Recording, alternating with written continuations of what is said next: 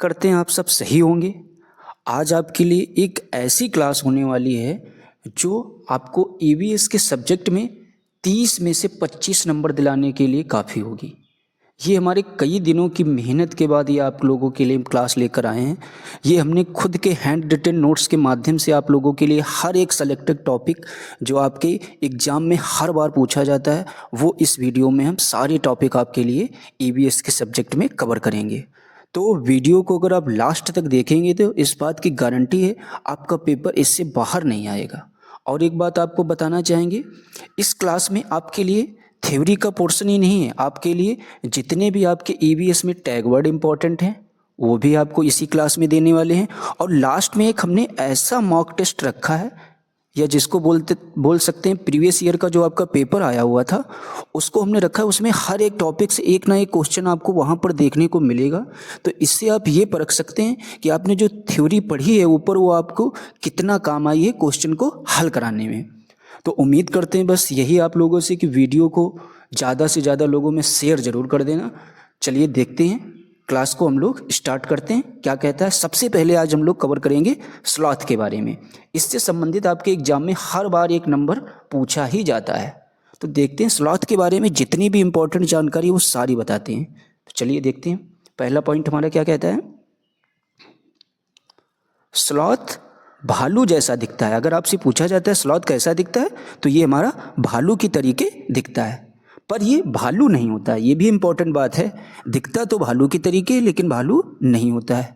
आगे देखते हैं सेकंड लाइन क्या है। स्लॉथ उल्टा उल्टा पेड़ पर लटका रहता है। अगर आपसे पूछा जाता है स्लॉथ कैसे लटकता है पेड़ पर, तो उल्टा लटका रहता है और उसी पेड़ की पत्तियों को खाता है। जिस पेड़ पर यानी लटकता है उसी पेड़ की पत्तियों को खाता है।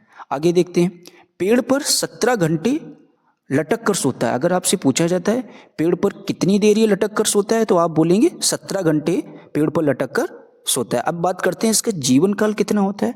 इसका जीवन काल जो हमारा है वो 40 वर्ष, कितने वर्ष का, 40 वर्ष का होता है।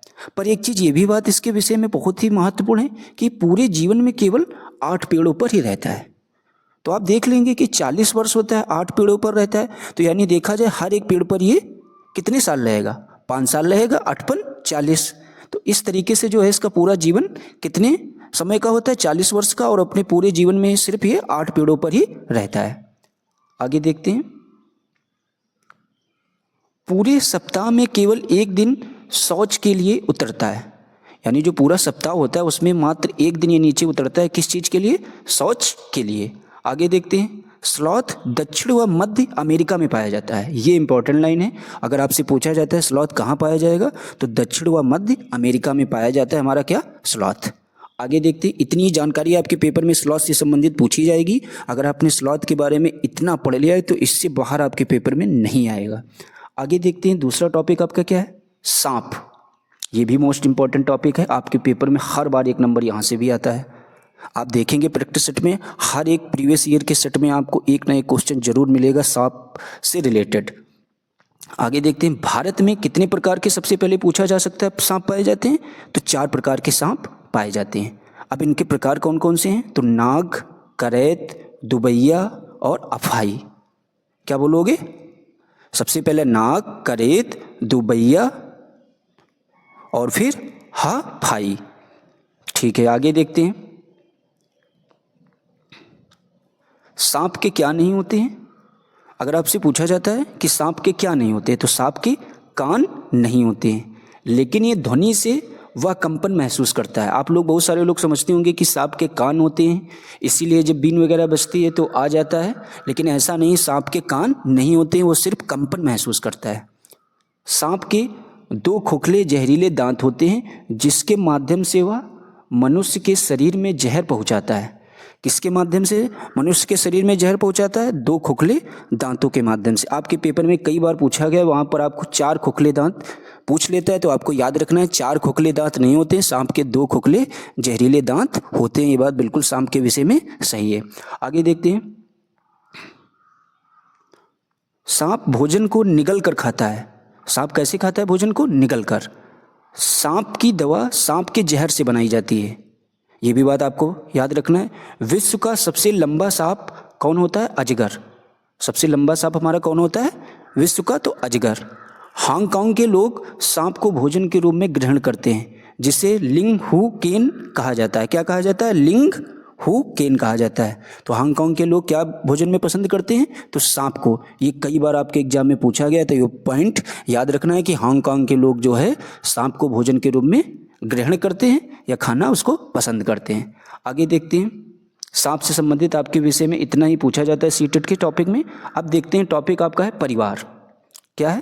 परिवार। तो परिवार हमारे दो प्रकार के होते हैं, एक होता है हमारा एकल परिवार और दूसरा होता है संयुक्त परिवार। तो एकल परिवार में क्या होता है? माता पिता और बच्चे होते हैं। बच्चे मतलब जब तक उनकी शादी नहीं होती, इसी तरीके से जब तक वो माता पिता के साथ हैं, तो इसी को हम लोग बोलते हैं एकल परिवार। फिर संयुक्त परिवार में क्या होता है? माता पिता, पुत्र पुत्री, भाई बहन, चाचा चाची, दादा दादी, ये सब आ जाते हैं हमारे किस में? संयुक्त परिवार में। अगर इतने सारे लोग एक साथ रह रहे हैं तो हमारे किस श्रेणी में आएंगे? संयुक्त परिवार की श्रेणी में। और एकल परिवार में माता पिता और बच्चे सिर्फ। आगे देखते हैं, ये देखते हैं हाथी के बारे में। जो भी आपके पेपर के दृष्टिकोण से महत्वपूर्ण है वो सारी जानकारी समझते हैं। सबसे पहले क्या कह रहा है? भारत में सर्वाधिक हाथी अगर आपसे पूछा जाता है कहाँ पाए जाते हैं, तो आपको बताना है कर्नाटक में पाए जाते हैं। दूसरा पॉइंट ये है, हाथी कीचड़ जल से खेलना पसंद करते हैं। किससे खेलना पसंद करते हैं? कीचड़ और जल में खेलना पसंद करते हैं। तीसरा पॉइंट हमारा ये है, जिससे उनके शरीर को क्या मिलती है? जब वो कीचड़ या जल में खेलते हैं तो उनके शरीर को ठंडक मिलती है। आगे देखते हैं, हथनी और बच्चे समूह में रहते हैं। अगर आपसे पूछा जाता है हथनी और बच्चे कैसे रहते हैं, तो आपको बताना है समूह में रहते हैं। समूह की जो नेतृत्व, समूह का जो हमारा नेतृत्व करता है वो कौन करता है? बुजुर्ग हथनी करती है। अगर आपसे पूछा जाता है समूह का नेतृत्व जो है वो कौन करता है, वो हथनी करती है। आगे देखते हैं, एक समूह में अगर आपसे पूछा जाता है कितने हाथी होते हैं, तो 10 से 12 ही हाथी एक समूह में होते हैं। अगर आपसे पेपर में दे दिया जाता है 14 से 16, तो आपकी बात क्या हो जाएगी? गलत हो जाएगी। कई बार आपके एग्जाम में ऐसे क्वेश्चन पूछे जाते हैं, तो आपको याद रखना है कि एक समूह में कितने हाथी होते हैं? 10 से 12 ही हाथी होते हैं। आगे देखते हैं, नर हाथी अपने समूह में 14 से 15 वर्षों में ही छोड़ देते हैं। यानी जो नर हाथी होते हैं वे अपने समूह को कब छोड़ देते हैं? तो 14 से 15 वर्ष की आयु में वे अपने समूह को छोड़ देते हैं। आगे देखते हैं, एक दिन में हाथी जो है, कई बार आपसे पूछा गया, आपके पेपर में पूछा जाता है 200 किलोग्राम पत्तियां खा सकता है, लेकिन ये बात बिल्कुल आपकी गलत हो जाएगी। आपको याद रखना है एक दिन में हाथी 100 किलोग्राम पत्तियां खा सकता है। आगे देखते हैं, हाथी के बच्चों का वजन कितना होता है? हमने बताया था हाथी के बच्चों का वजन 200 किलोग्राम होता है। मोस्ट इंपॉर्टेंट लाइन है दोनों, इनको जरूर आप याद कर लेना। उससे भी इंपॉर्टेंट लाइन ये है कि हाथी सिर्फ 2 से 4 घंटे ही सोता है। आप लोग देखेंगे इतने भारी शरीर का होता है तो आप लोग सोचते होंगे कि बहुत ज़्यादा आराम करता होगा, बट ऐसा बिल्कुल भी नहीं है। वो मात्र 2 से 4 घंटे ही आराम करता है। और इस टाइम हमको लोगों को भी इसी तरीके से आराम करनी चाहिए। अगर आपको पेपर अपना सीटेट का एग्ज़ाम क्लियर करना है, इसी तरीके से आपको पढ़ना चाहिए। तो चलिए देखते हैं, मात्र 2 से 4 घंटे ही आराम करनी है, तभी आप सीटेट का एग्ज़ाम क्लियर कर सकते हैं। लास्ट के दिनों में आप जितना से जितना ज़्यादा पढ़ लेंगे वही आपको वहाँ पर काम आएगा। तो चलिए देखते हैं बाघ के विषय में। बाघ के विषय में जितनी भी जानकारी है, सबसे पहले बाघ भारत का क्या है? हमारा राष्ट्रीय पशु है। ठीक है, बाघ अंधेरे में भी मनुष्य से कितने गुना ज़्यादा देख सकता है? तो 6 गुना ज़्यादा देख सकता है। कौन? बाघ। किससे? मनुष्य की तुलना में। बाघ एक दूसरे के मूत्र की गंध से पहचान जाते हैं। किस तरीके से पहचानते हैं? वो मूत्र की गंध से पहचान लेते हैं कि इस इलाके में कोई दूसरा बाघ है, और ये फिर क्या करते हैं? अपने इलाके का निर्धारण करते हैं। किसके जरिए? मूत्र की गंध के द्वारा, किस इलाके में जाना है, किस इलाके में नहीं जाना है। आगे देखते हैं, बाघ की गुर्राहट लगभग, मोस्ट इंपॉर्टेंट बात है, कितने किलोमीटर दूर सुनाई देती है? 3 किलोमीटर दूर तक सुनाई देती है। किसकी गुर्राहट? बाघ की। आगे देखते हैं, बाघ के संबंधित आपके पेपर में इतनी ही जानकारी पूछी जाती है। अब देखते हैं शेर के विषय में। शेर के विषय में आपके पेपर में ज़्यादा नहीं आता है, या तो आएगा बाघ के विषय में और या तो हाथी वगैरह से संबंधित। तो शेर के विषय में भी हो सकता है पूछ ले। तो हमने कोई भी जानकारी छोड़ी नहीं है जो आपके पेपर के सिलेबस में है, उससे संबंधित जो लगा कि ये पूछा जा सकता है वही हमने इस नोट्स में लिखे हुए, वही सारी बातें जो आपके एग्जाम के दृष्टिकोण से सारी बातें महत्वपूर्ण हैं। देखते हैं शेर के बारे में क्या है। शेर गुजरात में पाए जाते हैं, गिर राष्ट्रीय उद्यान में। अगर आपसे पूछा जाता है शेर कहाँ पाए जाते हैं, तो सबसे पहले गुजरात में, और कहाँ, किस उद्यान में? तो गिर राष्ट्रीय उद्यान में। आगे भी देखते हैं, शेर भी मनुष्य से कितने गुना ज़्यादा देख सकता है? तो 6 गुना। अगर आपसे पूछा जाता है कौन मनुष्य से 6 गुना कौन कौन से जानवर देख सकते हैं, तो आपको तुरंत बताना है बाघ और शेर। ये 2 नाम आपको 100% पेपर में याद रखने, कोई ना कोई एक नाम जरूर मिलेगा पेपर में देखने को, तो याद रखना है। ये 6 गुना अधिक देख सकते हैं। जंगल का राजा हमारा कौन होता है? तो शेर होता है। आगे देखते हैं, रेशम का कीड़ा, इट्स वेरी इंपॉर्टेंट टॉपिक, हर बार आपके पेपर में पूछा जाता है। तो चलिए इसको भी हम लोग समझते हैं, क्या है रेशम के कीड़े के विषय में महत्वपूर्ण जानकारी। 1 नंबर इससे हम लोग अपना पक्का करते हैं। सबसे पहले क्या है, रेशम पालन को सेरीकल्चर कहते हैं। जो हमारा रेशम के कीड़े के बारे में पहला पॉइंट हमारा ये है, रेशम पालन को सेरीकल्चर कहते हैं। रेशम कीट का पालन शाहतूत के वृक्ष पर किया जाता है। किस वृक्ष पर किया जाता है रेशम कीट का पालन? तो शाहतूत के वृक्ष पर किया जाता है। रेशम का कीड़ा अपनी मादा को उसकी गंध से कई किलोमीटर दूर से पहचान लेता है। जो रेशम का कीड़ा होता है वो अपनी मादा को उसकी गंध से जो है कई किलोमीटर दूर से उसकी पहचान कर लेता है। आगे देखते हैं, सर्वाधिक रेशम पालन कहाँ होता है? तो कर्नाटक में। इट्स मोस्ट इंपॉर्टेंट, सर्वाधिक रेशम पालन कहाँ होता है? कर्नाटक में। और सबसे ज़्यादा अगर रेशम के विषय में, रेशम के कीड़े के विषय में कोई महत्वपूर्ण बात है तो ये वाली है कि रेशम का कीड़ा अपनी मादा को उसकी गंध से, ना कि उसकी आवाज़ से, उसकी गंध से कई किलोमीटर दूर से पहचान लेता है। बस रेशम के विषय में आपके एग्जाम में इतना ही पूछा जाता है। तो चलिए देखते हैं आगे दूसरा टॉपिक आपका क्या है। बात करते हैं पोचमपल्ली के विषय में। पोचमपल्ली तेलंगाना में साड़ी के लिए प्रसिद्ध है। पोचमपल्ली किस लिए प्रसिद्ध है? पोचमपल्ली पहली बात है कहाँ? तो तेलंगाना में। किस लिए प्रसिद्ध है? तो साड़ी के लिए, क्योंकि यहाँ जो है साड़ी रेशम की बनती है। किससे साड़ी बनती है यहाँ तेलंगाना पोचमपल्ली में? तो रेशम से साड़ी बनती है। आगे देखते हैं, कुछ महत्वपूर्ण जानकारी जो है इम्पॉर्टेंट, ये जो आपके बिंदु हैं तो उनको हमने अलग लिखा है, तो उनको देखते हैं। बाज, चील, गिद्ध मनुष्य से 4 गुना अधिक देख सकता है। 100% ये क्वेश्चन आपको यहाँ से देखने को मिलेगा। जो बाज, चील, गिद्ध होते हैं मनुष्य से 4 गुना अधिक देख सकते हैं। आगे देखते हैं, गिलहरी हर समय वस्तु को कुतरती रहती है जिससे उसके दांत बढ़े ना, क्योंकि उसके दांत बढ़ते रहते हैं तो इसलिए वो दांत बढ़े ना हो तो उसके लिए क्या करती है, वो चीज़ों को कुतरती रहती है। केचुए को किसान का मित्र कहा जाता है। केचुए को किसका मित्र कहा जाएगा? किसान का। केचुए पालन को हम लोग बोलते हैं वर्मी कल्चर। तो केचुए पालन को हम लोग क्या बोलते हैं? Vermi culture. आगे देखते हैं, पश्मीना शाल, मोस्ट इंपॉर्टेंट ये भी है, हर बार पेपर में लगभग आते ही आता है आपके। सबसे पहले पश्मीना शाल ये भारत के किस राज्य में पाई जाती है? तो भारत के जम्मू कश्मीर में पाई जाती है। पश्मीना शाल या भारत में जम्मू कश्मीर में कहाँ पाई जाती है? भारत में। तो यह भारत में जम्मू कश्मीर में पाई जाती है। तो भारत के किस राज्य में पश्मीना शाल पाई जाएगी? तो भारत के जम्मू कश्मीर राज्य में पश्मीना शाल पाई जाती है। आगे देखते हैं, यह बकरी के चांगप्पा जनजाति द्वारा पाला जाता है। जो पश्मीना शाल है किसके द्वारा? या बकरी के चांगप्पा जनजाति जो होती है, जो बकरी का पालन करती है, उसी के द्वारा जो हमारी पश्मीना शाल बनाई जाती है। तो देखते हैं इसे बनाने में कितने दिन लगते हैं? तो इसे बनाने में 250 घंटे का समय लगता है। तो आप समझ सकते हैं इसे बनाने में कितना समय लगता है? 250 घंटे का।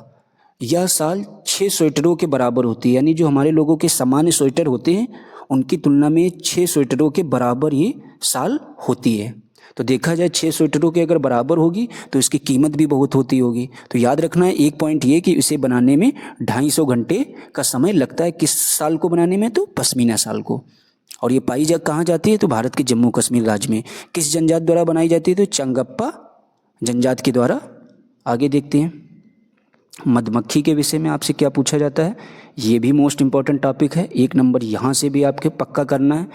तो सबसे पहले मधुमक्खी पालन को हम लोग एपी कल्चर कहते हैं। तो मधुमक्खी पालन को हम लोग क्या बोलेंगे?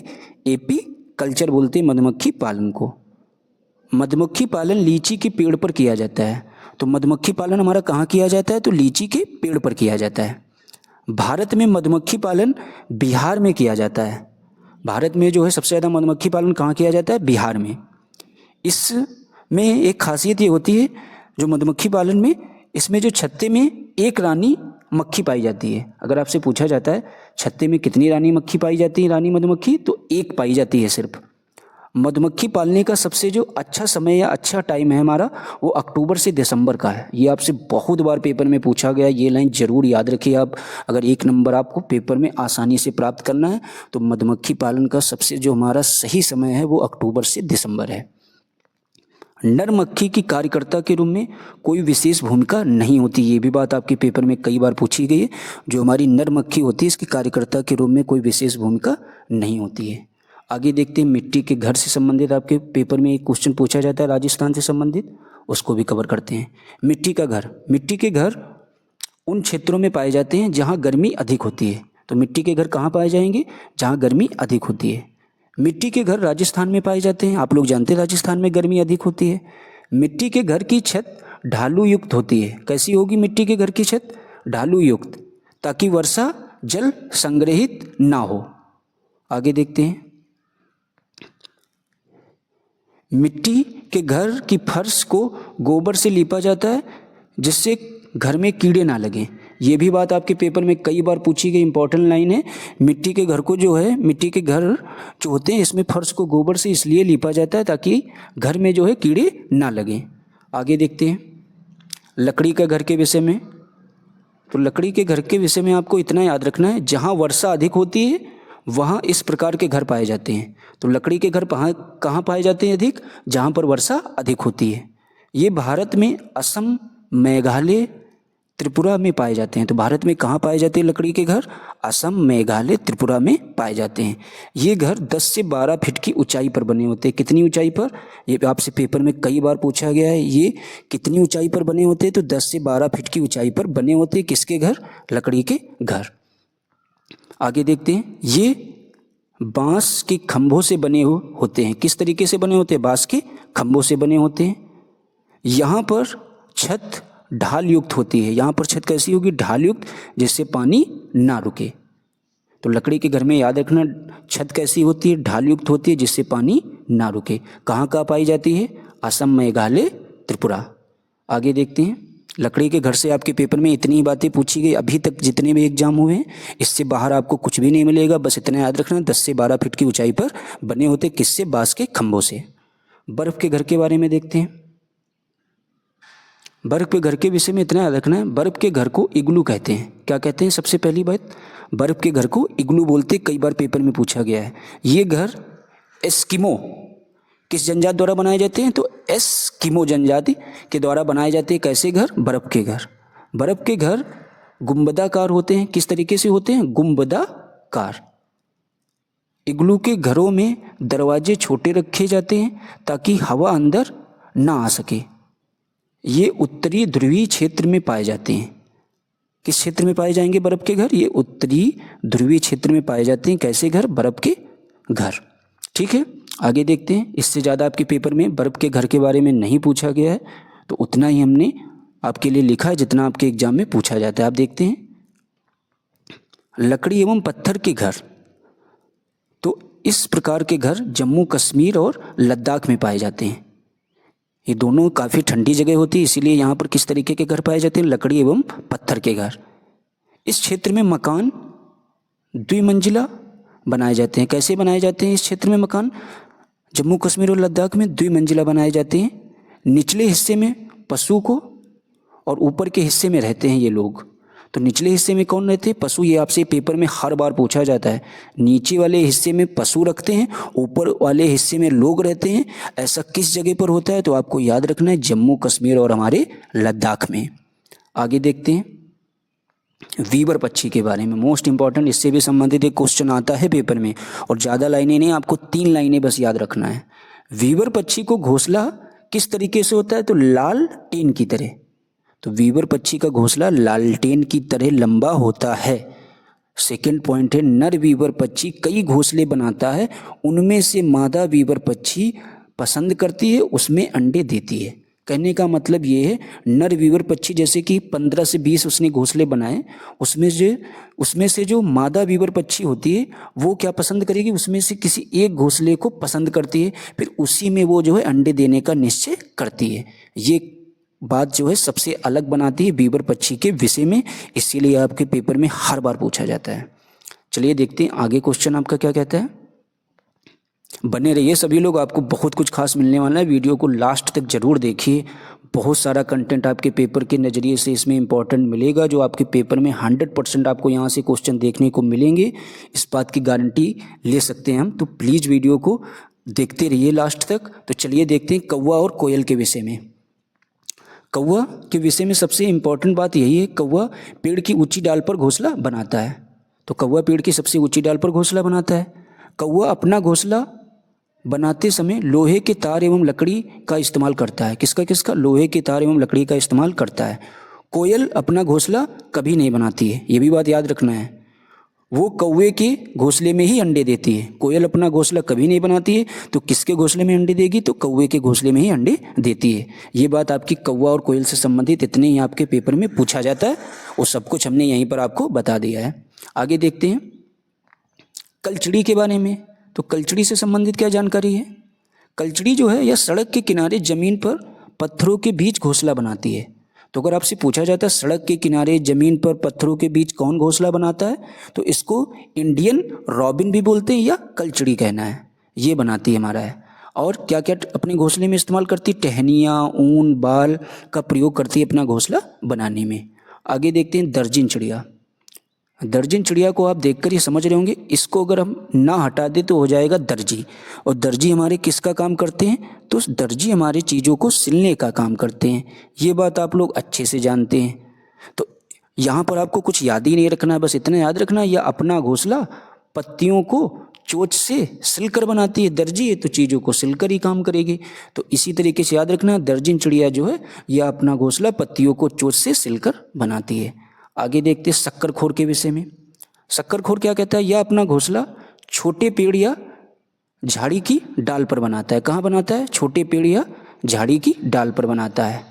आगे देखते हैं फाख्ता पक्षी के बारे में। फाख्ता पक्षी में क्या आपको बताना है? फाख्ता पक्षी जो हमारा होता है, यह पक्षी कांटों में अपना घोंसला बनाता है। तो अगर आपसे पूछा जाता है कांटों में अपना घोंसला कौन बनाता है, तो फाख्ता पक्षी। आगे देखते हैं कठफोड़वा क्या है?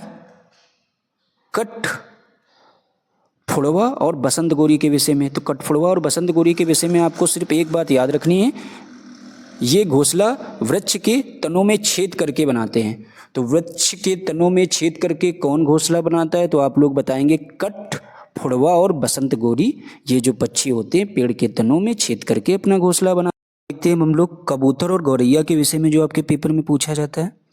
तो कबूतर और गौरैया के विषय में आपके पेपर में हर बार एक क्वेश्चन आता है, तो इसको भी समझते हैं। यह पुराने खंडहरों, घर के छज्जों, अलमारी और शीशे के पीछे अपना घोंसला बनाता है। तो ये क्वेश्चन आपके पेपर में कई बार आया है। शीशे के पीछे अपना घोंसला कौन बनाता है? तो आपको तुरंत बताना है कबूतर और गौरैया। अलमारी में कौन अपना घोंसला बनाता है, या खंडहरों में कौन अपना घोंसला बनाता है? तो ये आपसे क्वेश्चन बार बार एग्जाम में पूछे जाते रहे, तो याद रखना है कबूतर और गौरैया। आगे देखते हैं उल्लू के विषय में आपके पेपर में क्या पूछा जाता है, उसको भी समझते हैं। उल्लू अपना घोंसला खोखले तने में बनाता है। तो उल्लू अपना घोंसला किस में बनाता है? खोखले तने में। पेड़ के खोखले तने में जो है अपना घोंसला कौन बनाता है? तो उल्लू। गिद्ध के बारे में। गिद्ध को प्रकृति का सफाई कर्मी कहा जाता है। कई बार आपके पेपर में पूछा गया है प्रकृति का सफाई कर्मी किसे बोलते हैं? तो गिद्ध को। गिद्ध के समाप्त होने का कारण पशुओं की दर्द निवारक दवा डाइक्लोफेनाक सोडियम है। यानी जो हमारे गिद्ध समाप्त हुए हैं, इसकी वजह क्या है? पशुओं की जो दर्द निवारक के लिए जो दवाई होती है, वो कौन सी दवा है जिसके कारण हमारे जो गिद्ध समाप्त हुए हैं, उसको बोलते हैं डाइक्लोफेनाक सोडियम। ये कोई इंपॉर्टेंट नहीं है, आपके पेपर में पूछा नहीं जाता, लेकिन फिर भी हो सकता है पूछ लिया जाए। तो अगर आपसे पूछा जाता है गिद्ध के समाप्त होने का कारण क्या है, तो आपको बस यही याद रखना, पशुओं के जो दर्द निवारक की दवा थी वो डाइक्लोफेनाक सोडियम। उस देखते हैं अगर आपसे पेपर में पूछा जाता है भोजन पकाने की विधियाँ कौन कौन सी होती हैं, तो भोजन पकाने की हमारी विधियाँ होती हैं सबसे पहले उबालकर, फिर हल्का सेक कर, फिर है तलकर, फिर है भूनकर। ये 4 प्रकार की जो है तरीके होते हैं भोजन पकाने की विधियाँ। अगर आपसे पूछा जाता है ये चारों आपको पता होना चाहिए, सबसे पहले सीक्वेंस से पता होना चाहिए, उबालकर, हल्का सेक कर, तलकर और भूनकर। आगे देखते हैं विभिन्न राज्यों के व्यंजन क्या क्या होते हैं, यानी कौन से राज्य में कौन सा व्यंजन पाया जाता है, कौन सा खाना पसंद किया जाता है। इससे संबंधित आपके पेपर में 1 या 2 क्वेश्चन हर बार पूछे जाते हैं, तो इस टॉपिक को भी हम लोग अच्छे से क्लियर करते हैं। सबसे पहले विभिन्न राज्यों के व्यंजन में आपसे पूछा जा सकता है जम्मू कश्मीर, कई बार पूछा गया, 1 नंबर आसानी से आप प्राप्त कर सकते हैं। सरसों के तेल में बनी मछलियाँ कहाँ के लोग पसंद करते हैं या किस राज्य के लोग पसंद करते हैं, तो तुरंत आप बताएंगे जम्मू कश्मीर के सरसों के तेल में। और यहीं पर अगर बात हो जाती है नारियल के तेल में, तो आपको याद रखना है गोवा राज्य के लोग। ये दोनों से संबंधित आपके पेपर में एक क्वेश्चन 100% आप गारंटी ले सकते हैं, क्वेश्चन आपको पेपर में जरूर देखने को मिलेगा, जम्मू कश्मीर और गोवा से। जम्मू कश्मीर में सरसों के तेल में बनी मछलियाँ खाई जाती हैं और गोवा में नारियल के तेल में बनी हुई मछलियाँ खाई जाती हैं। आगे देखते हैं गुजरात। गुजरात में ढोकला और लेमन राइस। महाराष्ट्र में क्या है, पाव भाजी। पंजाब में सबसे ज़्यादा प्रसिद्ध क्या है, कौन सा प्रसिद्ध व्यंजन है, सरसों का साग और मक्के की रोटी। ये भी बात आपसे पेपर में पूछी जा सकती है, इसको भी याद रखना। जो नागालैंड के लोग होते हैं ये मोमोज को खाना पसंद करते हैं, ठीक है। नागालैंड के लोग क्या खाते हैं, मोमोज को, जो अपने इंडिया में इस समय काफ़ी पॉपुलर है, बहुत सारे लोग खाते हैं। अगर आप दुकानों पर देखेंगे तो बहुत ज़्यादा भीड़ मिलेगी मोमोज और फिंगर की दुकानों पर। ये सबसे पहले कहाँ या कहाँ के लोग खाते थे, तो नागालैंड के। केरल में क्या होता है, टेप योका। केरल के लोगों को क्या प्रसिद्ध व्यंजन है, तो टेप योका। आगे देखते हैं दक्षिण भारत। दक्षिण भारत में जो है चावल, इडली, डोसा, सांभर, ये दक्षिण भारत के लोग खाना पसंद करते हैं ज़्यादा। उत्तर भारत के लोग गेहूँ चावल से बनी व्यंजनों का प्रयोग, उत्तर भारत के लोग गेहूँ चावल से बनी हुई व्यंजनों चीज़ों को खाने का प्रयोग करते हैं, खाना इनको पसंद करते हैं। आगे देखते हैं भोज्य पदार्थ को 4 डिग्री सेल्सियस तापमान पर रखा जाता है। जो हमारे खाने योग्य पदार्थ होता है इसको कितने डिग्री सेल्सियस तापमान पर रखा जाता है, तो 4 डिग्री सेल्सियस, जिससे जीवाणु निष्क्रिय हो जाते हैं। तो किस तापमान पर जीवाणु निष्क्रिय हो जाते हैं, तो 4 डिग्री सेल्सियस पर।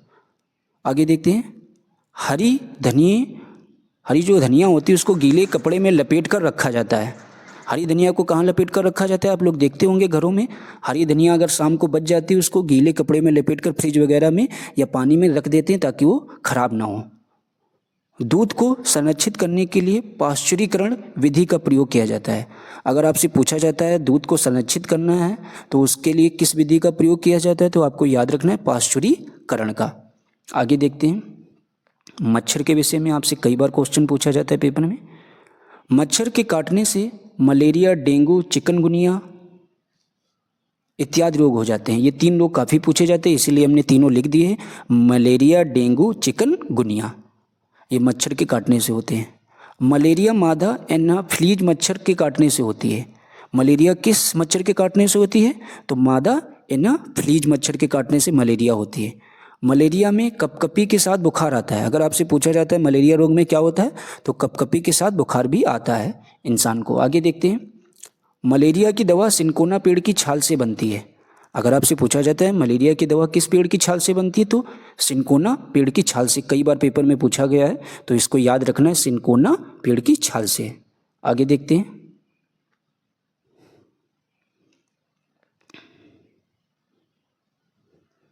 मलेरिया रोग होता है कैसे, गंदे पानी को इकट्ठा ना होने दें। अगर इससे बचना है तो गंदे पानी को इकट्ठा ना होने दें। मच्छरदानी का प्रयोग करें। जल में मिट्टी का तेल डालें जिस कारण से मच्छर लार्वा ऑक्सीजन की आपूर्ति में मर जाते हैं। अगर आप जल में मिट्टी का तेल डाल देंगे तो उस कारण क्या होता है, मच्छर में जो है लार्वा ऑक्सीजन की आपूर्ति में जो है वो मच्छर मर जाते हैं। आगे देखते हैं मलेरिया मादा एनाफिलीज मच्छर के काटने के कारण होता है। मलेरिया किस कारण होता है, तो मादा एनाफिलीज मच्छर के काटने के कारण होता है। फिर से जो इंपॉर्टेंट लाइनें थी हमने नीचे भी उनको लिख दिया था। तो मलेरिया किसके कारण होता है, मादा एनाफिलीज मच्छर के काटने के कारण होता है। आगे देखते हैं सोने की बीमारी सीसी, जो डबल सी है हमारा, ये मक्खी के काटने के कारण होती है। अगर आपसे पूछा जाता है सोने की बीमारी किस मक्खी के काटने के कारण होती है, तो सी। आगे देखते हैं जल प्रदूषण से होने वाली बीमारी कौन कौन सी है, हैजा, टाइफाइड, पेचिस, पीलिया। ये चारों रोग किसके कारण होते हैं, ये चारों बीमारी किसके कारण होती है, तो जल प्रदूषण से 4 बीमारी होती है। उनके नाम आपको याद रखना, हैजा, टाइफाइड, पेचिस, पीलिया। आगे देखते हैं, दांत दर्द में लौंग का तेल प्रयोग करें। तो दांत के दर्द में किस तेल का प्रयोग करें? लौंग के तेल का। पेट दर्द में अजवाइन, नमक, हींग का प्रयोग करें। अगर आपको पेट में दर्द है तो किन चीज़ों का प्रयोग करें? अजवाइन, नमक, हींग का प्रयोग करें।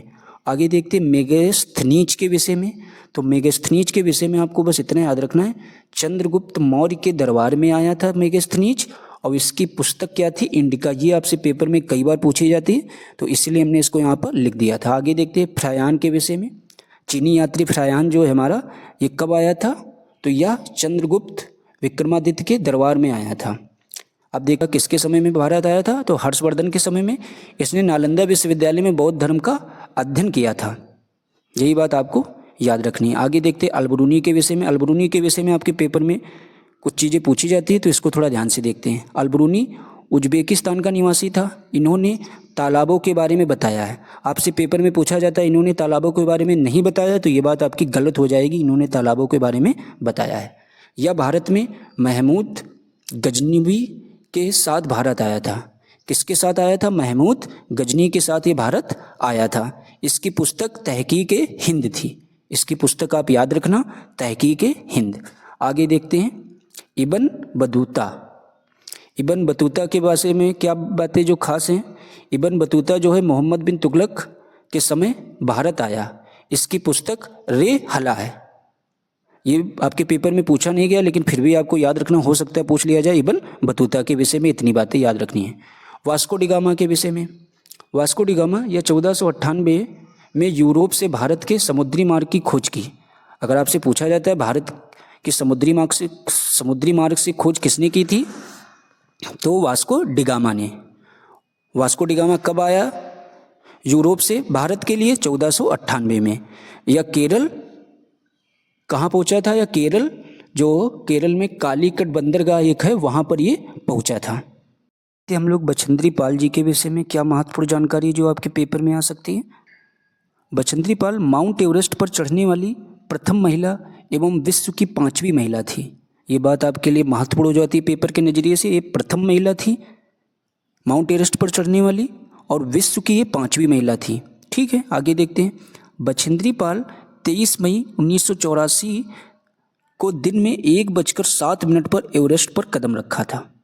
तो 23 मई 1984 को 1:07 पर एवरेस्ट पर इन्होंने कदम रखा था। आगे देखते हैं। एवरेस्ट पर 43 मिनट ये रही थी। कितनी देर वहाँ रुकी थी? 43 मिनट तक। बछेंद्री पाल उस समय 12 वर्ष की थी। बछेंद्री पाल उस समय मात्र कितने वर्ष की थी? तो 12 वर्ष की थी। खेल में 4000 मीटर की ऊंचाई पर, खेल में जो है 4000 मीटर की ऊंचाई पर चढ़ गई थी। सिर्फ खेल में कितनी ऊंचाई पर चढ़ गई थी? 4000 मीटर की ऊंचाई पर। ये कहाँ की रहने वाली थी? तो ये हमारे उत्तराखंड की रहने वाली हैं। आगे देखते हैं सुनीता विलियम्स के विषय में आपके लिए क्या है महत्वपूर्ण। तो सुनीता विलियम्स जो है ये अंतरिक्ष में लंबे समय तक रहने वाली पहली महिला थी। अगर आपसे पूछा जाता है अंतरिक्ष में लंबे समय तक रहने वाली पहली महिला कौन, तो Sunita Williams. Sunita Williams helicopter pilot बनी। क्या बनी वो? फिर बाद में हेलीकॉप्टर पायलट बनी। वर्ष 2012 में पृथ्वी से 360 किलोमीटर की ऊंचाई पर स्थित स्पेस शिप की यात्रा की। पहली बार 9 दिसंबर 2006 को अंतरिक्ष के लिए उड़ान भरी। पहली बार कब अंतरिक्ष के लिए उड़ान भरी? तो 9 दिसंबर 2006 को। आगे देखते हैं झूम कृषि। कई बार आपके पेपर में पूछा गया, 1 नंबर आसानी से यहाँ से मिल सकता है। इसको भी हम लोग देखते हैं। यह भारत के मेघालय, असम, मिजोरम क्षेत्र में होती है। झूम कृषि जो हमारी है वो कहाँ होती है? मेघालय, असम, मिजोरम क्षेत्र में होती है। यह जंगलों को काटकर आग लगा दी जाती है। यहाँ मतलब जो है जंगलों को काटकर आग लगा दी जाती है। मिजोरम में भूमि का विवरण टिन से होता है। तो मिजोरम में जो है भूमि का विवरण किससे होता है? पेपर में पूछा जा सकता है, तो टिन से। आगे देखते हैं। झूम कृषि में 1 वर्ष फसल काटने के बाद छोड़ दिया जाता है। यही लाइन आपके पेपर में कई बार पूछी गई है, तो याद रखना है। झूम कृषि में 1 वर्ष फसल उगाने के बाद छोड़ दिया जाता है। यह जुताई गहरी नहीं होती है। ये आपसे बोलेगा यहाँ जुताई गहरी होती है, तो जुताई गहरी नहीं होती है, बल्कि मिट्टी पलटकर बीज बो दिए जाते हैं। या चावल, मक्का, हरी सब्जी आदि होती है। ये झूम कृषि से संबंधित आपके एग्जाम में एक क्वेश्चन आएगा ही आएगा। तो इतनी जानकारी अगर आप पढ़ लेंगे तो इससे बाहर आपका क्वेश्चन नहीं आएगा पेपर में। आगे देखते हैं। तरुण भारत संघ डॉक्टर राजेंद्र सिंह जल संरक्षण के लिए रमन मैग्सेसे पुरस्कार मिला। इसे जल पुरुष के भी नाम से जाना जाता है। अगर आपसे पूछा जाता है जल पुरुष के नाम से किसे जाना जाता है, तो आप तुरंत बताएंगे डॉक्टर राजेंद्र सिंह को। जल संरक्षण से रिलेटेड आपके एग्जाम में कोई भी क्वेश्चन है तो आपको याद रखना है डॉक्टर राजेंद्र सिंह। तरुण भारत संघ से कोई भी शब्द अगर आपके पेपर में दिखता है ऑप्शन में, अगर डॉक्टर राजेंद्र सिंह है तो वही आपका ऑप्शन सही होगा। ये एक बार आपके एग्जाम में क्वेश्चन पूछा गया था, तो इसीलिए महत्वपूर्ण है, इसको जरूर आप लोग देख लेना। आगे देखते हैं। जल प्रदूषण से बीमारियां। तो जल प्रदूषण यानी पीलिया, टाइफाइड, पेचिस, डायरिया, हैजा, ये किस प्रदूषण से बीमारियां होती हैं? तो जल प्रदूषण से। और हमारा कालरा इत्यादि। पारा की अधिकता, पारा की अगर अधिकता होगी तो कौन सा रोग होगा? मिनी माटा रोग। तो कौन सा रोग होगा पारा की अधिकता में? मिनी माता रोग। आगे देखते हैं। कैडमियम की अधिकता में इटाई रोग होता है। कैडमियम की अधिकता में कौन सा रोग होगा? इटाई। आगे देखते हैं। फल सब्जी कौन सा देश कब लाया है? इसको बारे में एक क्वेश्चन आपसे एग्जाम में पूछा जा सकता है, तो इसको भी हम लोग देखते हैं। दक्षिण अमेरिका से हमारे क्या आया है? मिर्च, मूंगफली, टमाटर, आलू। ये हमारे कहाँ से आए हैं? दक्षिण अमेरिका से। मिर्च आपके पेपर में कई बार पूछा गया, तो याद रखना है मिर्च कहाँ से? दक्षिण अमेरिका से। अफ्रीका से हम लोग क्या लाए हैं? भिंडी और कॉफ़ी। यूरोप से गोभी और मटर। असम से चाय। आगे देखते हैं। चीन से सोयाबीन। भारत में बैंगन, संतरा, केला, परवल, मेथी, मूली। ये सब कहाँ से? भारत से। आगे देखते हैं। राष्ट्रीय नृत्य हमारे कौन कौन से हैं? कथक हमारा उत्तर प्रदेश का नृत्य है। कुचिपुड़ी कई बार पूछा गया, आंध्र प्रदेश। कथकली केरल। और भरतनाट्यम तमिलनाडु। उड़ीसा का जो नृत्य होगा वो ओडिस। ठीक है, उड़ीसा का नृत्य जो हमारा है वो ओडिस हो जाएगा। आगे देखते हैं। मणिपुरी का नृत्य, तो मणिपुर का जो नृत्य है वो मणिपुरी हो जाएगा। ठीक है, आगे देखते हैं। प्रमुख मेला। कुंभ मेला कहाँ लगता है? जो आपका होने वाला है प्रयागराज। सोनपुर मेला बिहार में। पुष्कर मेला राजस्थान में। नौचंदी का मेला मेरठ में। ये जरूर आप देख लेना, यहाँ से क्वेश्चन आपके पेपर में आ सकता है। तो ये चारों मेले जो आपके लिए महत्वपूर्ण हैं उनको हमने लिख लिया था, वो आपको बता देना। इससे बाहर आपका क्वेश्चन नहीं आएगा अगर मेले से संबंधित एग्जाम में कोई भी क्वेश्चन आएगा। आगे देखते हैं। लोक नृत्य। चेराओ मिजोरम में। घूमर राजस्थान। झूमर हरियाणा। राउफ जम्मू कश्मीर। भांगड़ा पंजाब। गरबा गुजरात। तमाशा महाराष्ट्र। बिहू असम में। नौटंकी हमारी कहाँ? उत्तर प्रदेश में। और मोहिनीअट्टम केरल में। और छाऊ छत्तीसगढ़ में। ये आपको इतने नृत्य याद रखना है, इनसे संबंधित आपके पेपर में क्वेश्चन एक आता है हर बार। आगे देखते हैं। जनजाति। चांगप्पा जनजाति जम्मू कश्मीर में। गद्दी जनजाति हिमाचल प्रदेश में। एक बार आपके पेपर में क्वेश्चन आया है गद्दी जनजाति से, और चांगप्पा से भी आया है, दोनों देख लेना। थारू उत्तर प्रदेश में। संथाल झारखंड में। टोडा तमिलनाडु। चेंचू आंध्र प्रदेश। भीलू राजस्थान में। खासी मेघालय में। ये हमारी प्रमुख जनजातियां हैं जिनसे संबंधित आपके पेपर में क्वेश्चन एक आता है। आगे देखते हैं। भाषा से। कुड़ुक भाषा झारखंड की। मलयालम केरल। कोंकणी महाराष्ट्र गोवा की। कन्नड़ कर्नाटक की। तेलुगु आंध्र प्रदेश। तमिल या तमिलनाडु। आगे मैथिली बिहार में बोली जाती है। आगे देखते हैं। मराठी भाषा महाराष्ट्र में। चांगथांग जम्मू कश्मीर में। आगे देखते हैं। इतनी भाषाओं से संबंधित आपके क्वेश्चन पूछे जाते हैं पेपर में। चित्रकला और चित्रकारी, इससे रिलेटेड आपके एग्जाम में 2 नंबर आते हैं, इनको भी देखते हैं। मधुबनी चित्रकला के विषय में। यह बिहार में। इसमें फूल, इंसान, जानवर, पक्षी, पत्तियां आदि के चित्र बनाए जाते हैं। किसके किसके चित्र बनाए जाते हैं? फूल, इंसान, जानवर, पक्षी, पत्तियां आदि के चित्र बनाए जाते हैं। इसमें पिसे चावल का प्रयोग किया जाता है। किसमें पिसे चावल का प्रयोग किया जाता है? तो मधुबनी चित्रकला में। आगे देखते हैं वर्ली कहाँ की है? ये हमारे महाराष्ट्र की, वर्ली महाराष्ट्र की। फिर क्या है? पट्टा, ये उड़ीसा में पाई जाती है। चित्रकारी महाराष्ट्र में पाई जाती है। कलमकारी पोचमपल्ली में रेशम साड़ी के लिए आंध्र प्रदेश में पाई जाती है। कलमकारी कहाँ? पोचमपल्ली में रेशम साड़ी के लिए आंध्र प्रदेश में पाई जाती है। आगे देखते हैं त्यौहार हमारे कौन कौन से प्रमुख हैं जो पूछे जाते हैं। ओणम केरल में, गणेश चतुर्थी महाराष्ट्र में सबसे ज़्यादा प्रसिद्ध है, रथ यात्रा उड़ीसा, वैसाखी पंजाब, पोंगल तमिलनाडु, रामनवमी उत्तर प्रदेश, दुर्गा पूजा पश्चिम बंगाल। आगे देखते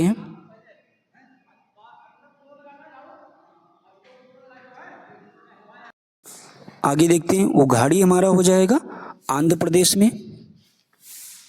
आगे देखते हैं लोसार त्यौहार कहाँ पाया जाता है? अरुणाचल प्रदेश में। और यासांग त्यौहार जो है ये हमारा पाया जाता है मणिपुर में। ठीक है, आगे देखते हैं थीम हमारी कौन कौन सी होती हैं। थीम से संबंधित थीम देखते हैं, परिवार एवं मित्र। थीम हमारी कौन कौन सी होती हैं?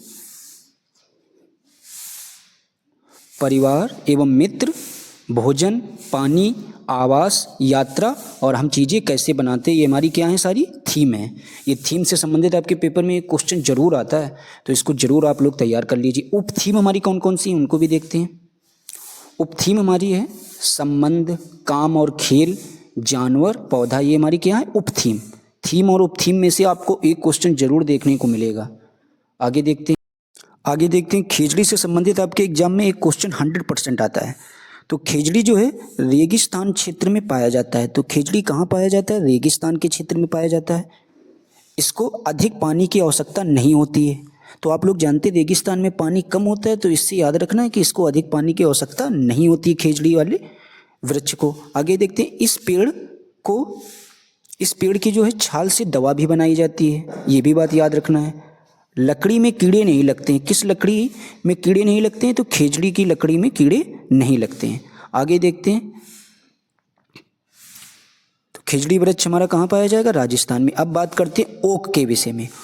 ओक के विषय में आपको याद रखना है यह ऑस्ट्रेलिया में पाया जाता है।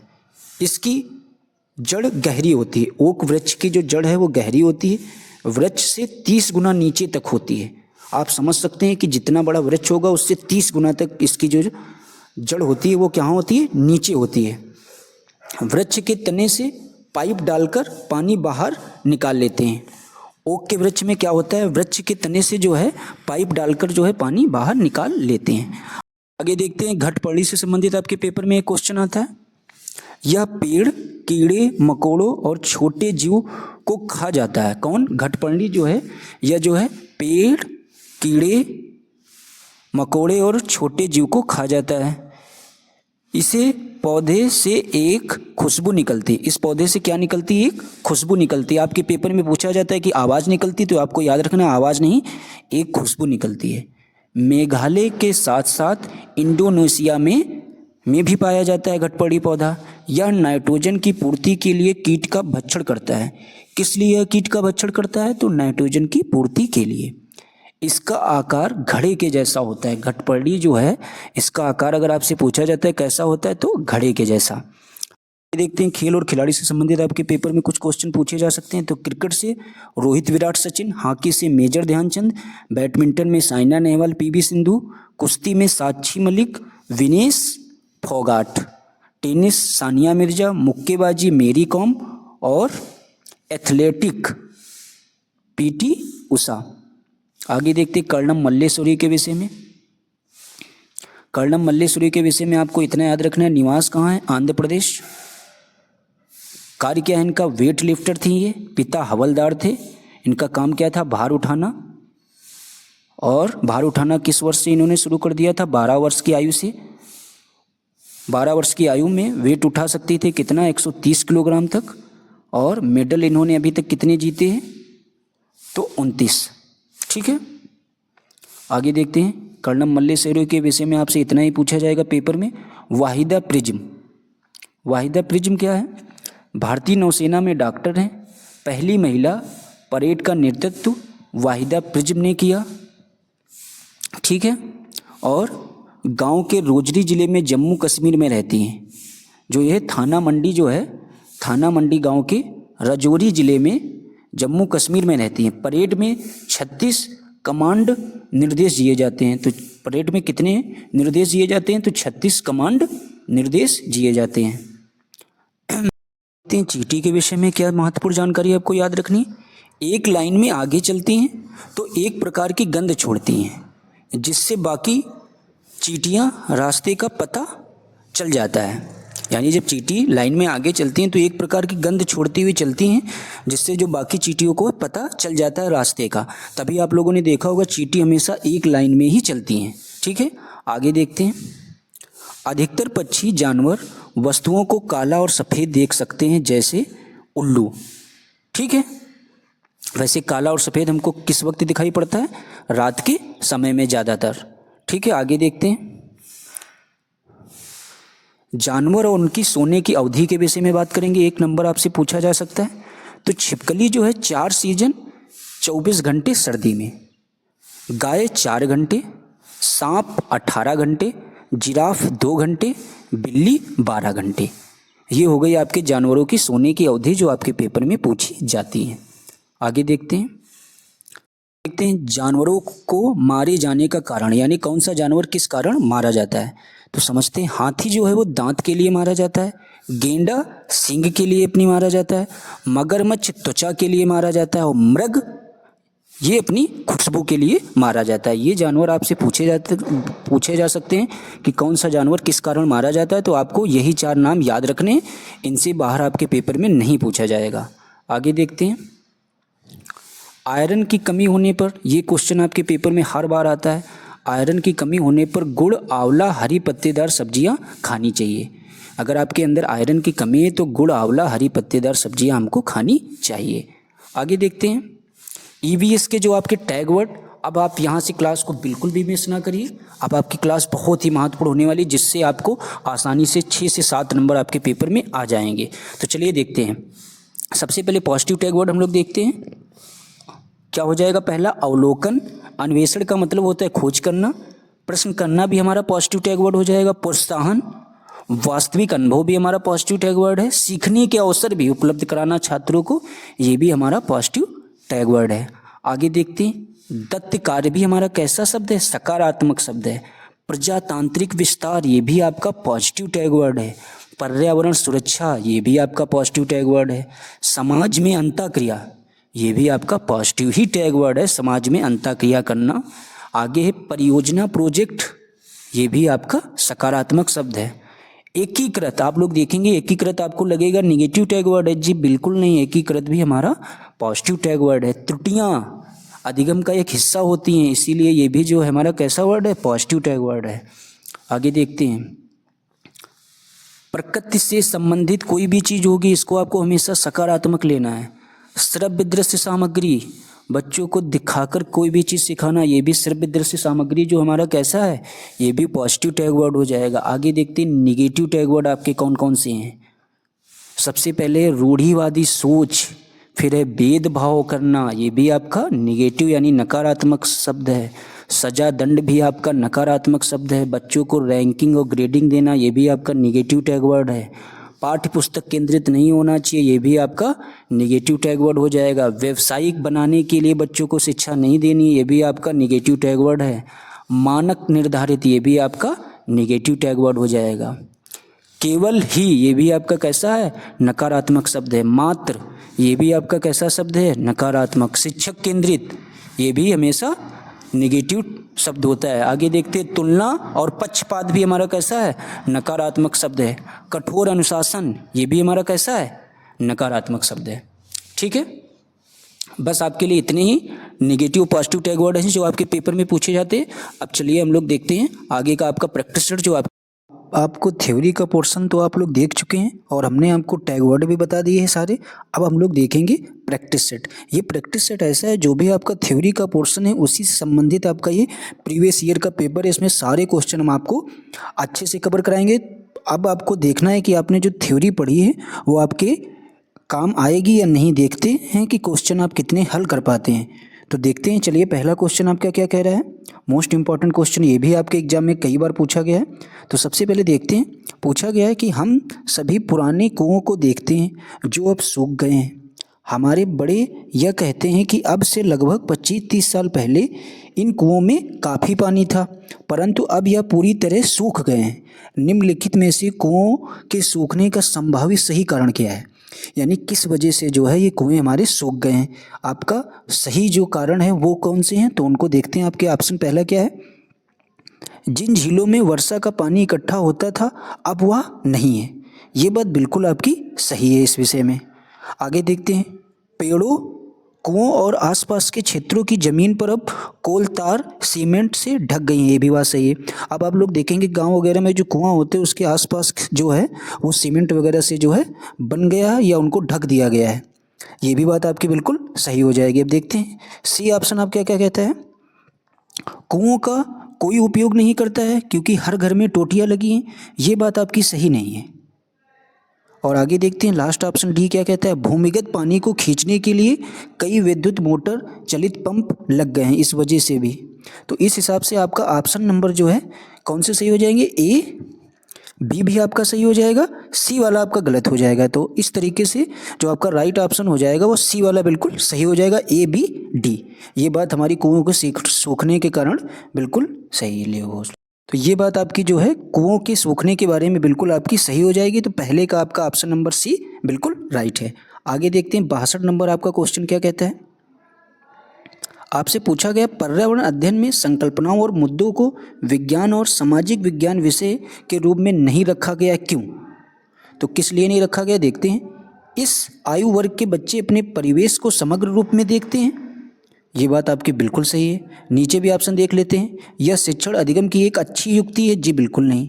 यह पाठ्यक्रम के भार को कम करने के लिए, ऐसा भी नहीं है। सीबीएसई के द्वारा पर्यावरण अध्ययन के पाठ्यक्रम को इसी प्रकार से निर्धारित किया गया, ये भी बात सही नहीं है। तो आपका जो ऑप्शन है वो हो जाएगा 62 का फर्स्ट। ठीक है, जो पर्यावरण अध्ययन में संकल्पनाओं को, मुद्दों को विज्ञान और सामाजिक विज्ञान के विषय के रूप में नहीं रखा गया है। तो किस लिए नहीं रखा गया है, क्यों? इस आयु वर्ग के बच्चे जो है अपने परिवेश को समग्र रूप में देखते हैं, इसीलिए नहीं रखा गया है। देखते हैं क्वेश्चन नंबर 63 आपका क्या कहता है। नीचे दिए गए शहरों में से किसी एक में रेत के पहाड़, जिन्हें रेत के टीले कहा जाता है, कहाँ पाए जाते हैं? तो फर्स्ट ऑप्शन है Abu Dhabi, Berlin, Kabul, Thimphu. तो रेत से संबंधित आपकी जब कभी भी बात हो जाएगी तो आपका अबू धाबी बिल्कुल राइट हो जाएगा। तो 63 का आपका फर्स्ट ऑप्शन बिल्कुल सही हो जाएगा, यानी ए। रेत के पहाड़, जिन्हें रेत के टीले कहा जाता है, वो कहाँ पाए जाते हैं? तो अबू धाबी में पाए जाते हैं। आगे देखते हैं 64 नंबर आपका क्वेश्चन क्या कहता है। पर्यावरण अध्ययन के पाठ्यक्रम में उपविषयों के स्थान पर थीम को प्रोत्साहित किया गया है, क्यों? बच्चों के परिवेशी बोध में वृद्धि करने के लिए? जी बिल्कुल नहीं। बच्चों के स्थानीय परिवेश के मुद्दों से जुड़े हुए और अंतर संबंधित समझ के विकास के लिए, ये ऑप्शन आपका सही हो सकता है। लेकिन नीचे भी देखते हैं, उपविषयों की तुलना में थीम आधारित पर्यावरण अध्ययन का संपादन आसान है, ऐसा बिल्कुल नहीं है। पर्यावरण अध्ययन में पाठों को कम करने की बात ही नहीं आपको करनी है। तो इस हिसाब से आपका 64 का ऑप्शन नंबर भी बिल्कुल राइट हो जाएगा। आगे देखते हैं 65 नंबर क्वेश्चन क्या कहता है। निम्नलिखित में से कौन सा वर्तमान पर्यावरण अध्ययन पाठ्यक्रम के 6 मुख्य थीमों में से एक नहीं है? कहने का मतलब मुख्य थीमों में से एक नहीं, आपसे नेगेटिव क्वेश्चन पूछा गया है। इन चीज़ों को आपको पेपर में ध्यान रखना है। तो नेगेटिव पूछा गया, आपको नेगेटिव ही ऑप्शन ढूंढना है। सबसे पहले देखते हैं आवास, फिर उसके बाद है हम चीज़ें कैसे बनाते हैं, फिर है काम और खेल, फिर भोजन। तो आप देखेंगे जो 6 मुख्य थीमें उसमें से आपका आवास भी होता है, हम चीज़ें कैसे बनाते हैं ये भी होता है, भोजन भी आपका सही है। काम और खेल ये जो हमारा है थीम नहीं, ये हमारा उप थीम में शामिल किया गया है इसको। तो आपका 65 का हिसाब से जो है आपका 65 का सी वाला बिल्कुल सही ऑप्शन हो जाएगा। आगे देखते हैं 66 नंबर आपका क्वेश्चन क्या कहता है। निम्नलिखित में से कक्षा 1 और 2 के लिए पर्यावरण अध्ययन विषय के संदर्भ में क्या सच है? तो पहला ऑप्शन देखते हैं, पर्यावरण अध्ययन से संबंधित मुद्दों और संबंधों का संपादन भाषा और गणित के माध्यम से होता है। इसके बाद सेकंड देखते हैं, कक्षा 1 और 2 पर्यावरण अध्ययन को एक नए विषय के रूप में प्रस्तुत किया गया है? जी बिल्कुल नहीं। कक्षा 1 और 2 एक विषय के रूप में पर्यावरण अध्ययन समझने के लिए आसान नहीं है, ऐसा भी नहीं है। पर्यावरण अध्ययन से संबंधित मुद्दों और संबंधों का संपादन भाषा के द्वारा होता है, ये भी बात आपकी गलत हो जाएगी। तो इस हिसाब से जो है आपका 66 का ए वाला ऑप्शन बिल्कुल सही हो जाएगा कि पर्यावरण अध्ययन से संबंधित मुद्दों और संबंधों का संपादन भाषा और गणित के माध्यम से होता है क्लास फर्स्ट और क्लास सेकंड के लिए। आगे देखते हैं क्वेश्चन नंबर आपका 67 क्या कहता है।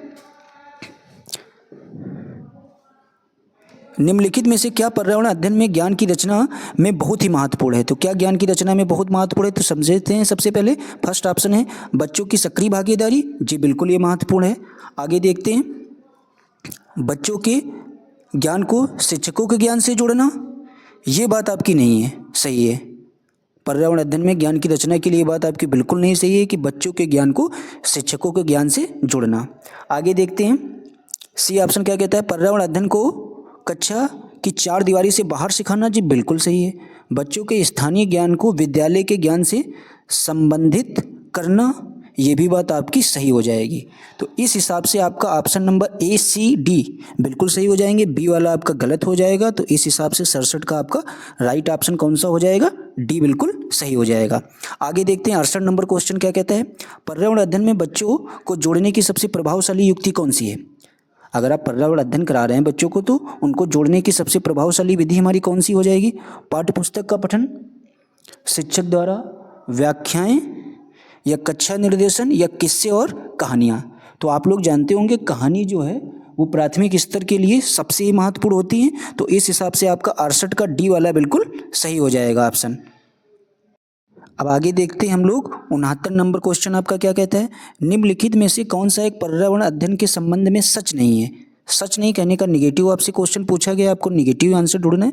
पर्यावरण अध्ययन बाल केंद्रित अध्ययन है। जी बिल्कुल ये बात सच है।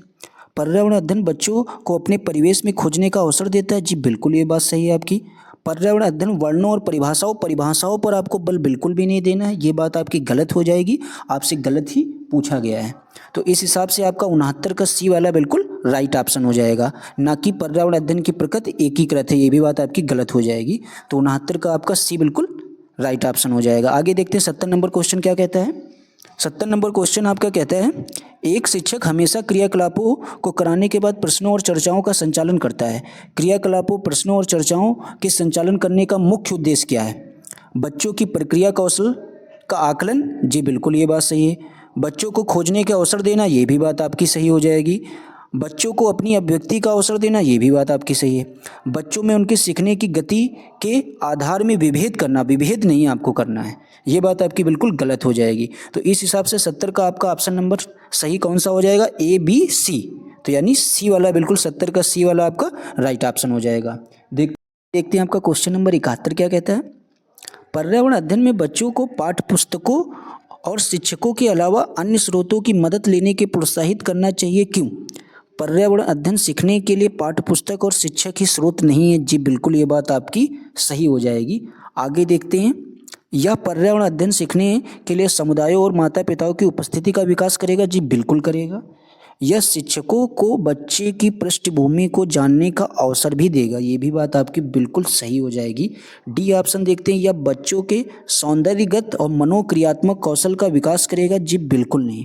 तो इस हिसाब से जो है आपका 71 का ऑप्शन नंबर कौन से सही हो जाएंगे, ए बी सी, ये किस में दे रखे हैं आपके, ऑप्शन नंबर फर्स्ट यानी ए। 71 का आपका ए वाला ऑप्शन बिल्कुल राइट हो जाएगा। आगे देखते हैं 72 नंबर क्वेश्चन आपका क्या कहता है, निम्नलिखित में क्या पर्यावरण अध्ययन में आकलन के लिए संकेतक नहीं होना चाहिए?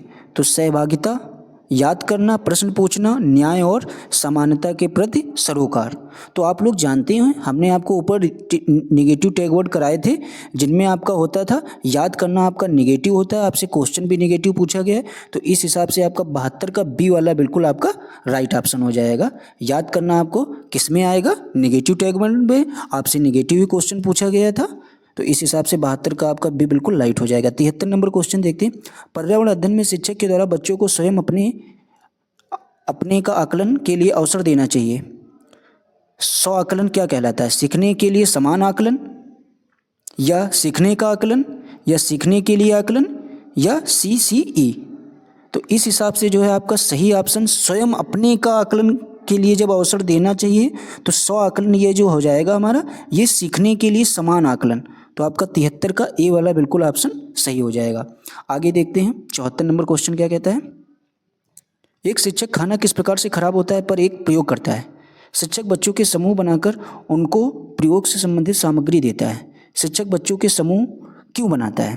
तो क्यों बनाता है शिक्षक बच्चों के समूह? तो देखते हैं, यह सहपाठी अधिगम का समर्थन करता है, जी बिल्कुल। यह बच्चों की सामाजिक अंतःक्रिया में सुधार करता है, ये भी बात आपकी सही हो जाएगी। आगे देखते हैं, समूह अधिगम बिना बोझ के पर्यावरण अध्ययन के अधिगम का प्रभावशाली तरीका है, ये बात आपकी जहाँ तक सही नहीं है। आगे देखते हैं, कक्षा में अनुशासन को बनाए रखना। अनुशासन जी बिल्कुल नहीं बनाना है बच्चों के लिए। तो इस हिसाब से आपका 74 का ए और बी सही है। तो किस में दे रखे हैं? तो 74 का डी वाला आपका ऑप्शन बिल्कुल राइट हो जाएगा। आगे देखते हैं 75 नंबर क्वेश्चन क्या कहता है आपका। निम्नलिखित में से कौन पर्यावरण अध्ययन का उद्देश्य नहीं है? तो क्या पर्यावरण अध्ययन का उद्देश्य नहीं है? परिवेशीय मुद्दों पर जागरूकता का विकास करना। आगे देखते हैं, बच्चों को स्वयं अपने हाथ से कार्य करने और खोजने की क्रियाकलापों से जोड़ना। बच्चों को पाठ्य पुस्तक की परिभाषाएं प्रदान करने के लिए प्रोत्साहित करना। आगे देखते हैं, बच्चों की जिज्ञासा और सृजनात्मकता का पोषण करना। तो आपसे पूछा गया है उद्देश्य नहीं है, निगेटिव आपसे पूछा गया है। तो निगेटिव आपका कौन सा हो जाएगा इसमें से? देखेंगे आप, बच्चों को पाठ्य पुस्तक की परिभाषाएं प्रदान करना। तो परिभाषाएं जब कभी भी बात होगी तो ये आपका हमेशा निगेटिव टैग वर्ड होता है। तो इस हिसाब से आपका 75 का सी वाला बिल्कुल राइट ऑप्शन हो जाएगा। अब देखते हैं 76 नंबर क्वेश्चन आपका क्या कहता है। पर्यावरण अध्ययन में चित्र पढ़ना एक महत्वपूर्ण क्रियाकलाप है। निम्नलिखित में से कौन सा संकेतों को बच्चों में आकलन चित्र पढ़ने के द्वारा हो सकता है? तो देखते हैं किसके द्वारा हो सकता है। अवलोकन और अभिलेखन के द्वारा, जी बिल्कुल ये बात सही। अभिव्यक्ति और विश्लेषण, फिर है प्रयोग करना। तो इसमें जो है प्रयोग करना, ये बात आपकी बिल्कुल सही नहीं है। प्रयोग करना ये जो है आपका साइंस के लिए सही होगा, पर्यावरण अध्ययन के लिए नहीं होगा। तो इस हिसाब से ए बी सी आपके राइट हो जाएंगे। तो किस ऑप्शन में दे रखा ए बी सी? तो आपका 76 का फर्स्ट यानी ए वाला बिल्कुल राइट हो जाएगा। देखते हैं 77 नंबर क्वेश्चन क्या कहता है आपका। रेटिंग स्केल में कौन सी तकनीक का उपयोग होता है? तो रेटिंग स्केल में जो है अवलोकन, जांच सूची, लिखित प्रश्न, अधिविन्यास। तो जो रेटिंग स्केल में जो है अवलोकन की तकनीक का उपयोग होता है। तो इस हिसाब से आपका 77 का ए वाला बिल्कुल राइट ऑप्शन हो जाएगा। तो रेटिंग स्केल में कौन सी तकनीक का उपयोग होता है? अवलोकन की। आगे देखते हैं, झूम खेती के विषय में आपका कौन सा ऑप्शन सही होगा। झूम खेती में अपनाई जाने वाली पद्धति, देखिए हमने ऊपर आपको झूम खेती के विषय में बताया था। देखिए आपका क्वेश्चन भी यहाँ पर दे रखा है। तो झूम खेती में अपनाई जाने वाली पद्धति के विषय में नीचे दिए गए कथनों पर विचार कीजिए। देखते हैं, एक फसल प्राप्त करने के बाद जमीन को कुछ सालों तक ऐसे ही छोड़ देते हैं, जी बिल्कुल ये बात हमने आपको ऊपर कराई थी। तो ए तो बिल्कुल सही हो जाएगा। इस जगह जो बांस या खरपतवार उग जाता है उसे उखाड़कर जला देते हैं, जी बिल्कुल ये वाली बात आपकी सही नहीं है। आगे देखते हैं, खरपतवार आदि को जलाने पर प्राप्त राख को खाद की तरह काम में लेते हैं, ऐसा भी नहीं है। जब इस जमीन में खेती की बारी आती है तो बीज छिड़कने से पहले इसे गहरा जोता जाता है, जी बिल्कुल जोता तो जाता ही नहीं है। तो आपका 78 का सिर्फ ए सही है। तो ए किस ऑप्शन में? डी वाले। तो 78 का आपका डी बिल्कुल राइट हो जाएगा। आगे देखते हैं, आपका 79 नंबर क्वेश्चन क्या कहता है, उसको भी आइए समझते हैं। 79 नंबर क्वेश्चन आपका देखते हैं क्या कहता है। किसी पर्वतीय क्षेत्र में परीक्षण करने पर यह पाया गया कि लोगों ने अपने घर पत्थर, मिट्टी, लकड़ी और चूने से बनाए हैं। यह घर 2 मंजिलें हैं। नीचे की मंजिल पर जानवरों को रखते हैं तथा ज़रूरत का सामान भी इकट्ठा करके रखते हैं। वह स्वयं पहली मंजिल पर रहते हैं। सभी घरों की छतें समतल हैं तथा इन्हें पेड़ों के मोटे तनों से बनाया जाता है। यह पर्वतीय क्षेत्र नीचे दिए गए किस प्रदेश का भाग है? ऐसा हमने आपको ऊपर इससे रिलेटेड आपको थ्योरी हमने पढ़ाई थी। अगर आप लोगों ने अच्छे से पढ़ी होगी तो आप आसानी से इसका ऑप्शन दे सकते हैं। हमने बताया था जम्मू कश्मीर और लद्दाख। तो आप देखेंगे इसमें लद्दाख ऑप्शन में दिख नहीं रहा है। तो आपका सही ऑप्शन कौन सा हो जाएगा? जम्मू और कश्मीर। हमने बोला है कि आपकी जितने भी हमने ऊपर थ्योरी कराई, मोस्ट इंपॉर्टेंट वो थ्योरी उसी से संबंधित आपके पेपर में क्वेश्चन आते हैं हर बार हैं। तो उसको ज़रूर आप देखिए पूरा। अब देखते हैं 80 नंबर क्वेश्चन आपका क्या कहता है। आमतौर पर यह माना जाता है कि रात में जागने वाला जानवर हर चीज़ को जिस रंग में देखता है, देखिए ये भी हमने आपको ऊपर थ्योरी में आपको कराया है, तो किस रंग में देखता है रात में जागने वाला जानवर, काले और सफ़ेद के रूप में। तो आपका 80 का सी वाला बिल्कुल राइट हो जाएगा। आगे देखते हैं केचुआ। केचुए से संबंधित जितनी भी जानकारी थी हमने आपको ऊपर प्रदान कराई है, उससे देखिए क्वेश्चन बन गया ना आपका। हम बोलते हैं जो भी आपको बताया हमने ऊपर उससे सबसे क्वेश्चन आपके पेपर में आए हुए हैं। देखते हैं 81 नंबर क्वेश्चन क्या कहता है। देखते हैं केचुए। देखो हमने केचुए से संबंधित आपको थ्योरी ऊपर कराई थी, देखिए उससे क्वेश्चन बन गया ना।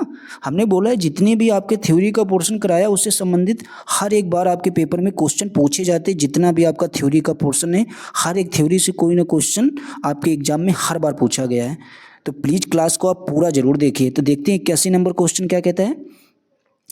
सबसे पहले दे रखा है, केचुए को किसान का मित्र माना जाता है, इसके लिए निम्नलिखित में से सही कारण क्या है। मतलब किस लिए किसान को मित्र कहा जाता है केचुए को। तो देखते हैं, केचुआ मृत पत्तियों और पौधों को खाते हैं तथा इनके मल से जमीन उपजाऊ बनती है। ये बात तो सही है बिल्कुल आपकी केचुए के विषय में। आगे देखते हैं, केचुए खरपतवार खाते हैं जिससे मुख्य फसल की रक्षा होती है। जी बिल्कुल नहीं। केचुए जमीन में छेद बनाते हैं जिससे जमीन पोली हो जाती है। ये भी बात आपकी सही हो जाएगी केचुए के विषय में। डी देखते हैं क्या कहता है। केचुओं द्वारा बनाए गए छेदों से जमीन को आसानी से हवा और पानी मिल जाता है। तो इस हिसाब से देखा जाए आपका 81 का ये बात भी आपकी डी वाली ये भी गलत हो जाएगी केचुए के विषय में। तो इस हिसाब से आपका ऑप्शन नंबर कौन सा सही हो जाएगा, ए और सी, ये दो ऑप्शन आपके केचुए के विषय में बिल्कुल सही हो जाएंगे। तो इस तरीके से 81 का आपका राइट ऑप्शन हो जाएगा सी वाला। देखते हैं 82 नंबर क्वेश्चन क्या कहता है।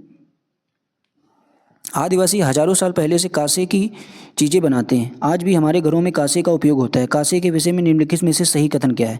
यानी कांसा जो है हमारा किसका मिश्रण होता है। तो देखते हैं, सबसे पहले पीतल और तांबे का मिश्रण है। जी बिल्कुल नहीं। तांबे तथा जस्ते का मिश्रण है। ये भी बात आपकी सही नहीं। तांबे और टिन का मिश्रण है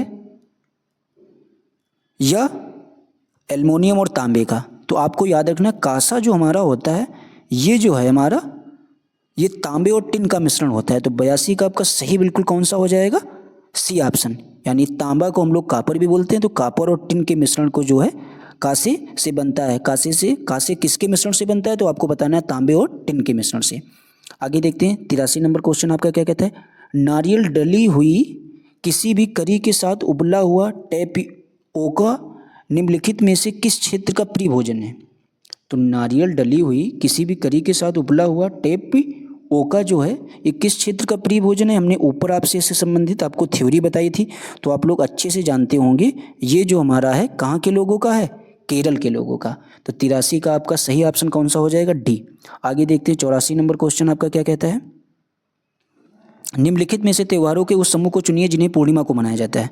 तो पूर्णिमा को कौन से त्यौहार मनाए जाते हैं, तो देखते हैं।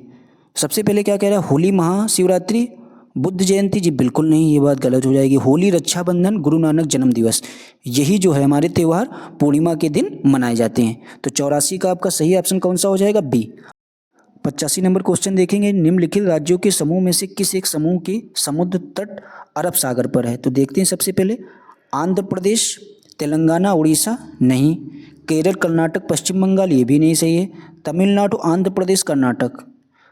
इसका जो सही ऑप्शन हो जाएगा समुद्र तट अरब सागर पर है, तो कर्नाटक, केरल, गुजरात, ये आपका बिल्कुल सही हो जाएगा। 85 का डी ऑप्शन आपका बिल्कुल राइट हो जाएगा। आगे देखते हैं 86 नंबर क्वेश्चन क्या कहता है। हमारे देश के मानचित्र में झारखंड कहाँ स्थित है। तो हमारे देश के मानचित्र में झारखंड कहाँ स्थित है, पश्चिम बंगाल के पूर्व में, उड़ीसा के उत्तर में, या छत्तीसगढ़ के दक्षिण पूर्व में, या उत्तर प्रदेश के पश्चिम में। तो इस हिसाब से जो है मानचित्र में झारखंड जो हमारा है वो उड़ीसा के उत्तर में स्थित है। तो आपका 86 का राइट ऑप्शन बी बिल्कुल सही हो जाएगा। आगे देखते हैं 87 नंबर क्या है। निम्नलिखित में से क्या पेट्रोलियम से प्राप्त नहीं होता है। तो पेट्रोलियम से 3 चीज़ें प्राप्त होती हैं, इनमें से एक नहीं प्राप्त होती। तो कौन सी नहीं प्राप्त होगी, देखते हैं। मोम, ग्रीस, डीजल, ये तो हमारे पेट्रोलियम से प्राप्त होते हैं, लेकिन कोयला जो है ये हमारा पेट्रोलियम से प्राप्त नहीं होता है। बस आज की क्लास में आपके लिए इतने ही, प्रैक्टिस सेट में जो है आपके लिए इतने ही क्वेश्चन दे रखे हैं। उम्मीद करते हैं आपको हमारी इतनी मेहनत से बनाई हुई क्लास आपको पसंद आई होगी। तो प्लीज़ एक रिक्वेस्ट है जो आप लोगों के हाथ में है, प्लीज़ वीडियो को ज़्यादा से ज़्यादा लोगों में शेयर ज़रूर कर दीजिएगा और लास्ट में आप लोग लाइक और सब्सक्राइब भी चैनल को कर देना। Thanks for watching.